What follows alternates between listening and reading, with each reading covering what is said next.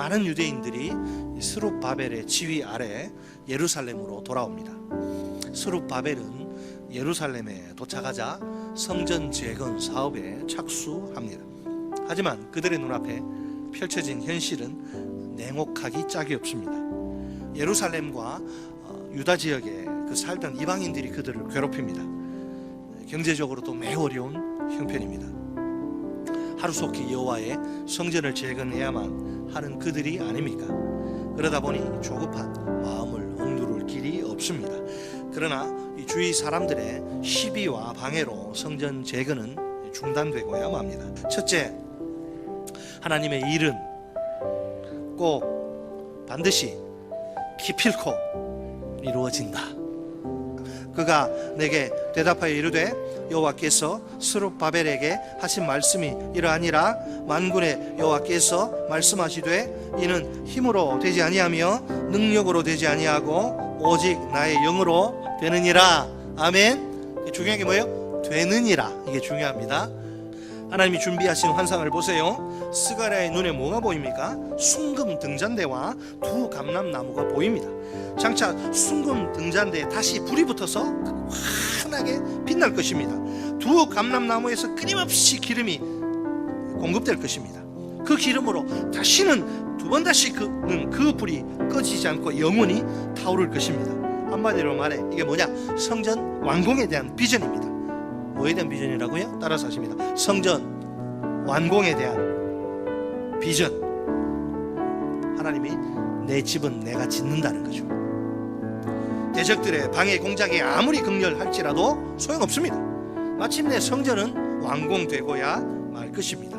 하나님은 스룹바벨이 이런 원대한 비전을 가슴에 가득 품기를 원하십니다. 이 비전으로 현실의 모든 난관을 돌파하도록 도우십니다. 둘째, 하나님의 일은 하나님의 영으로 이루어진다. 성전 건축이 무엇으로 되지 않습니까? 힘과 능력으로는 되지 않아요. 그러면 무엇으로 됩니까? 오직 나의 영, 즉 하나님의 영으로 됩니다. 나의 영은 무엇입니까? 성부, 성자, 성령 하나님, 삼위 하나님 중에 제3위, 삼위일체 하나님 가운데 제3위 성령 하나님을 가리킵니다. 성전 건축이 스룹바벨, 여호수아, 백성들 그들의 힘과 능력으로 되는 게 아니라 하나님의 능력으로 됩니다. 하나님의 영으로 아까 제가 뭐라고 했어요? 꼭 반드시 기필코 됩니다. 스룹바벨을 하나님의 영이 완전히 사로잡으셔서 꽉 붙드십니다. 성전 건축에 필요한 모든 자원, 인적, 물적 자원을 그에게 친히 공급하십니다. 그 결과 스룹바벨이 마침내 성전 건축을 완성합니다. 그야말로 처음부터 끝까지 하나님의 전적인 은혜입니다. 주님의 몸된 교회를 섬기는 우리 모두에게 확신이 필요합니다. 내 힘과 내 능력으로가 아니라 하나님의 영으로 그분이 자신의 일을 이루십니다. 따라서 하나님의 일은 결코 실패를 모릅니다. 때때로 내가 실패한 것처럼 보여요. 하나님의 사전에는 실패란 없습니다. 실패할 것 같으면 보내지를 않아. 결국에는 반드시 하나님의 일이 성공하게 되어 있습니다. 우리가 자기 자신을 바라보면 절대로 안 돼요. 누구나 다 마찬가지입니다. 저도 마찬가지. 자격이 있어서 하나님의 일을 감당하는 사람이 누가 있습니까? 그런 사람 아무도 없어요. 능력이 충분해서 사명을 위해 헌신하는 사람은 또 누가 있습니까? 그런 사람 역시 눈을 씻고 찾아봐도 없어요. 하나님 앞에서는 우리 모두가 다 함량 미달, 수준 미달이에요. 우리 모두에게는 아무런 자격도 능력도 없습니다. 그런데도 하나님이 우리같이 못난 부족한 인생들을 일꾼으로 부르십니다.